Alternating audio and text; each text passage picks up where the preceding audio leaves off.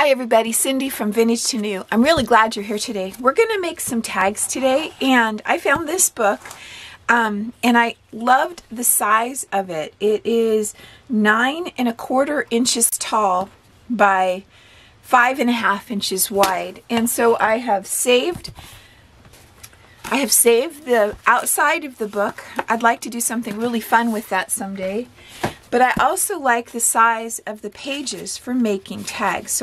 So I'm going to rip some pages out. The one thing I wanted to show you that I wanted to keep track of, this book is a daily reader, so it has each of the months highlighted. So I'm going to save those because I have a junk planner that I did for myself this year. So for next year, I think I might like to use these really nice little already done things. So I'll save each of the months to the side, and I mark the next one so that I don't lose it. And for today, we'll just use these pages in making our tags. So there's February. So I'm going to stop. I've got plenty of pages. Okay, so I've ripped out my pages that I want to use, and the first thing I'm going to do is cut off a little from each side to make it so that the pages are 4 inches wide. Most journals, these are 5½ inches to start with, and that would be just too wide for almost every journal.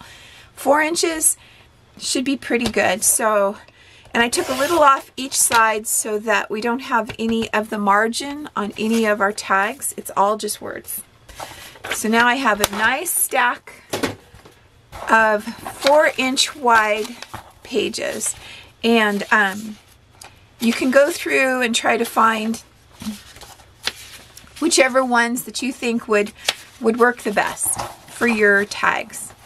Okay, so what other supplies am I going to use? Well, another alternative, if you didn't want to use books, would be to use a number 10 envelope. They are super great. They come in your mail all the time. They'll send you another envelope. You can just save them, pile them up. And for this project, they are virtually the same size as these book pages. This is an advertisement card. It's cardboard. It's not a real credit card, although a real credit card works great too. So you can decide about, you know, how much you would like to take off the corner of your tag. And for this one, I think right there, and cut this. And now we have a template that we can use when we cut the corners off of our tags. Just that easy. Let's go ahead and make a tag. So I think 3 book pages should do the trick for enough heft to make a good tag. And okay, let's pick this one to be our top. And the reason I'm picking it is that instead of cutting off the bottom, I'm going to cut off the top and get rid of some of this writing. So I think I want my tag to be 7 inches tall. So I'm going to mark 7 inches and give it a cut.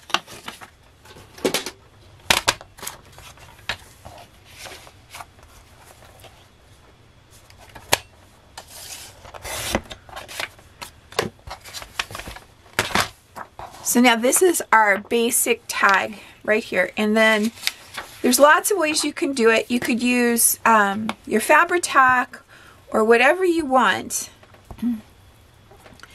I would normally sew these, but a lot of people don't have a sewing machine, so I'm just going to use Scotch Create. The word on the street is this is a really good glue for gluing things like this. So we'll give it a try. We're just going to line them up and glue them down.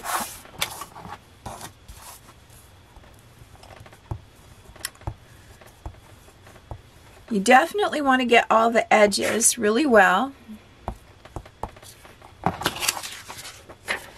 and put it like so.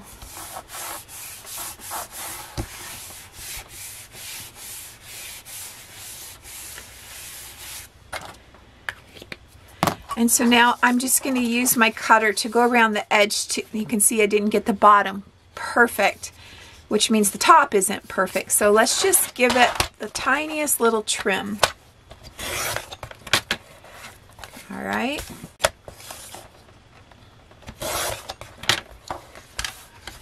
My sides look pretty good. And let's use our template to cut the top of our tag.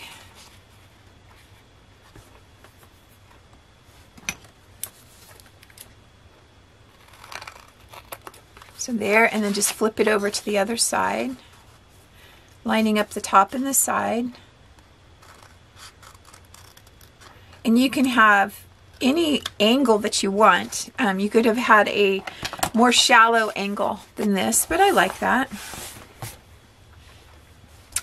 So now here's our basic tag shape, and it's practically free except for the glue that we used. Then you need to decide, do you want to have a pocket at the bottom? And I think my answer is yes, I would love to have a pocket down here at the bottom. So our choices is we could use another piece of this paper. We could even use the piece we cut off and make a pocket at the bottom. Or if you keep your scraps, your scrap paper, we could use some of that. I think I'm going to use some of this green paper. This is that paper that is painter's masking, you know, where they use it to keep paint from getting on other things. You find it in the paint section at Lowe's, and it is very strong paper and very thin, which has got a lot of benefits for that. So, and the way I like to deal with it is to find out how big you want it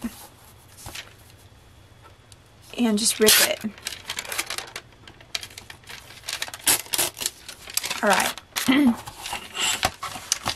So this is really strong paper, like I said, but I still want to have just a little turn down edge for some extra strength right up here at the top.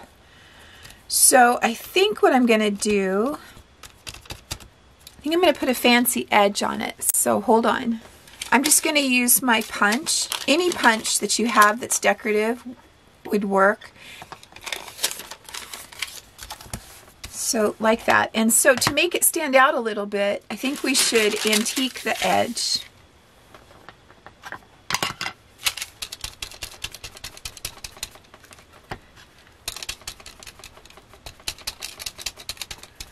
And then antique up here across the fold.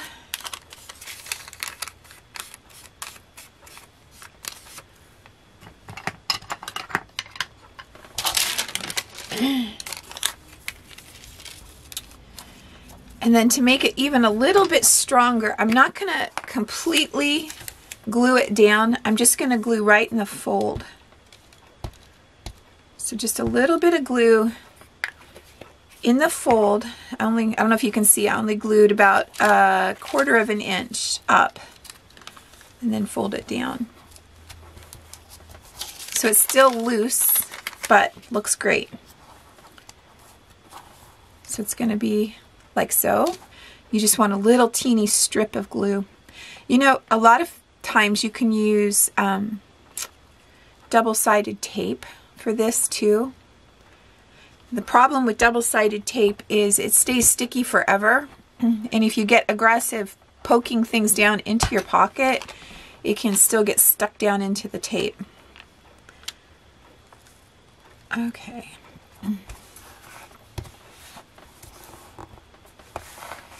So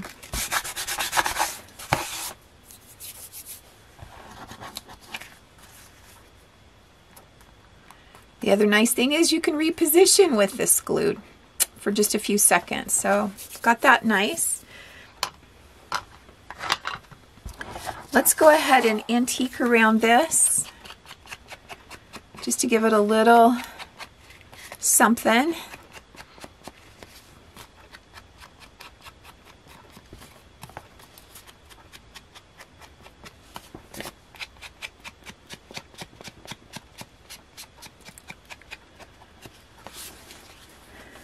So here is a basic tag that was really quick, super simple. And now we get to embellish this tag.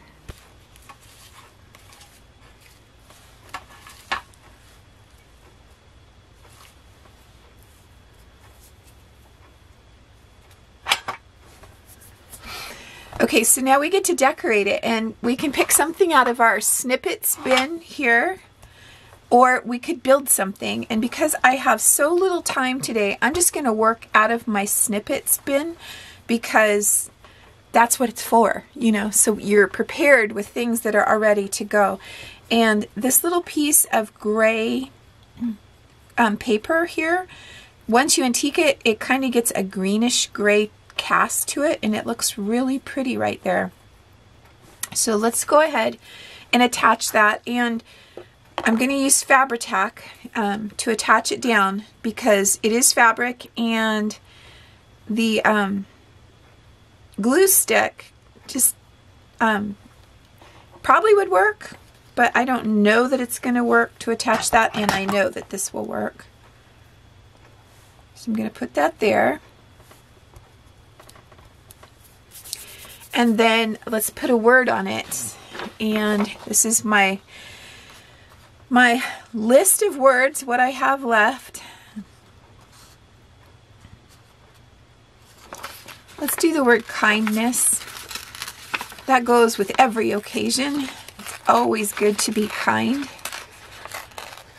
So there's that. And then just a tip, when you tear your words off of a list like this and you end up with one word, I just always leave a tail on it and staple it to my sheet so that they're always together. Give it a little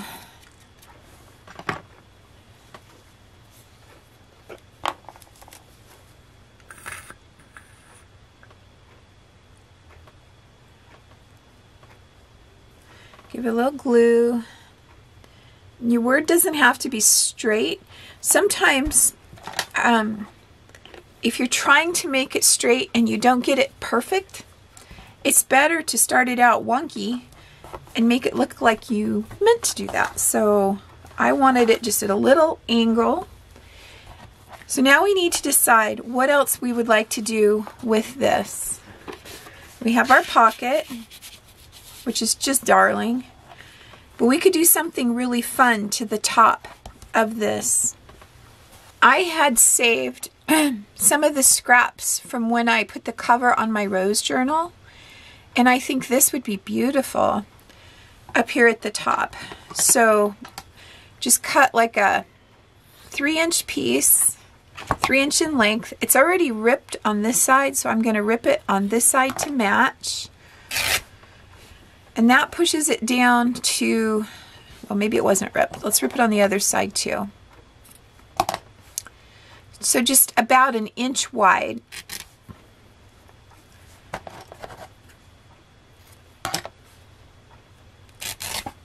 Okay.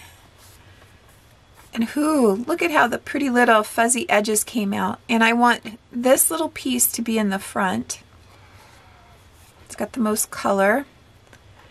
So I'm going to measure it on here.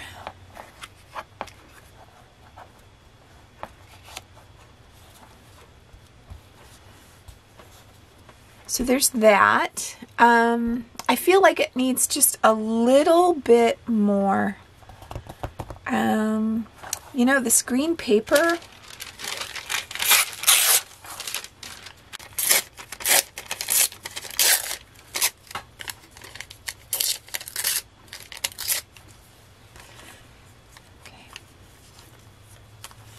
all right, so I love this green paper. I love the color of the green. So I want that to peek out. It'll give it a little bit more body, and the color looks really nice. And I'm just going to use my glue stick on this one. Now it looks like that's the right side, so let's do this.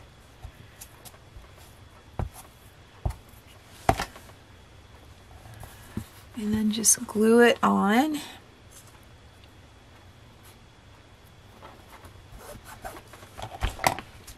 Now I've got glue, fabric fuzz on my glue stick.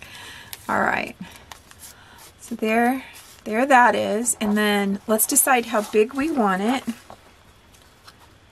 I want that rose to show, and I want it to come down to about there. So we'll just cut off this back part.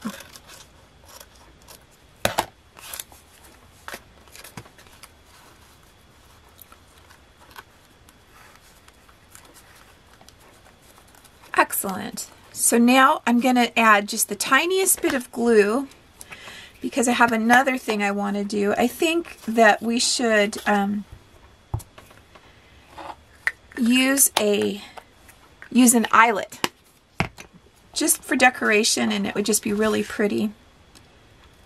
So I'm just going to glue this on.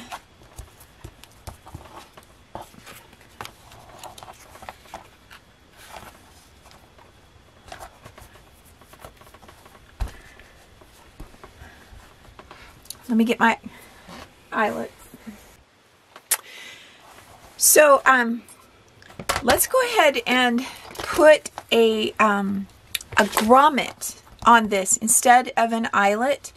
I'll show you how to do that. It's really easy.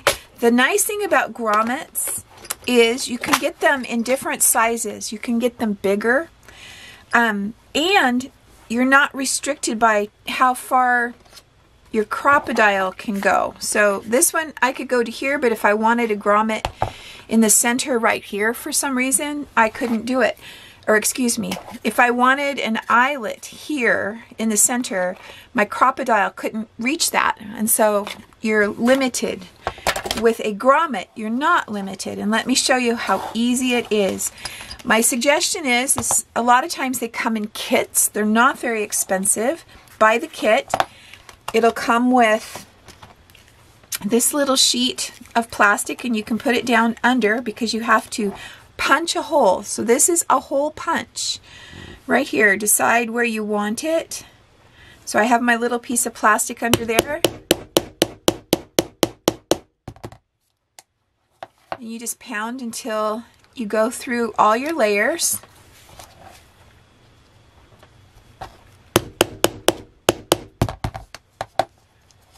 So I've gone through all my layers. Take your little thing, put it back in. It's called an anvil, or at least that's what I've always called it. Choose the little piece that you want, put it through the front. So there goes through the front. Then you put it on your anvil this way. Then you take the little washer piece, like that, and you put it on, and it should go over the back of the little top hat piece where it comes up, the tall part. Your washer goes over the top of it this way. So, and it just sits right down onto the piece of the grommet. And then the other piece that comes with your kit is this little thing here. It has a hole in the top. So you put that, okay, I've got it on the anvil, I put it over the top, and I don't care about this surface. If you cared about the surface underneath, put a little piece of wood or your cutting board or something underneath so you're not going to damage your surface. You pound it,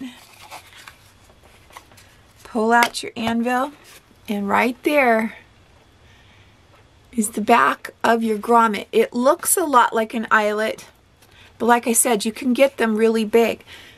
So people who make tents and tarps and everything, they get the great big ones. That's how they do it. It's the same thing. So isn't that pretty? And I think I'm going to add just one little piece of lace right here at the bottom. Just because.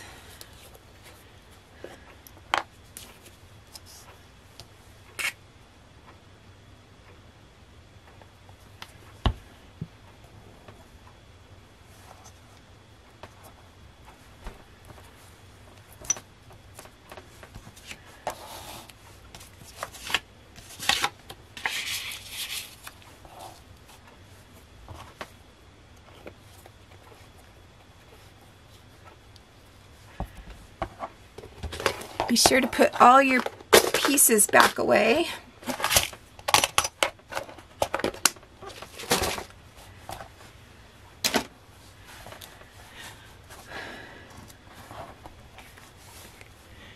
So just that quick and easy, we have a wonderful tag to go into one of our journals, and you could place anything in this pocket that you would like. And it was really quick, and if you have a little snippet jar all ready to go, makes it double quick. So until next time, this was Cindy from Vintage to New.